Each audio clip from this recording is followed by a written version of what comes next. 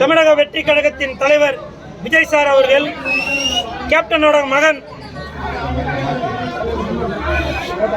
சண்முக பாண்டியன் அவர்களை சினிமாவில் 2 பேரும் இணைந்து நடித்து இல்ல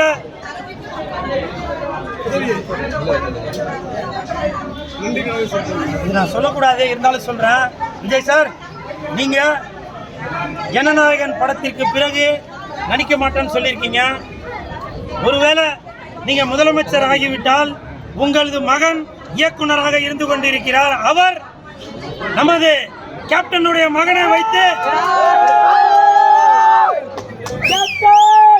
கேப்டனுடைய விஜய் சார் அவர்கள் கேப்டன் அவர்களுக்கு நன்றி கடனாக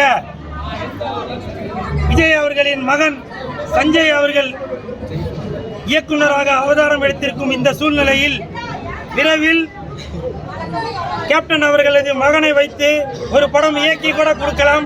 அது விரைவில் நடக்கலாம். ஏனால் நன்றி மறவாதவர் விஜய் சார் அவர்கள்.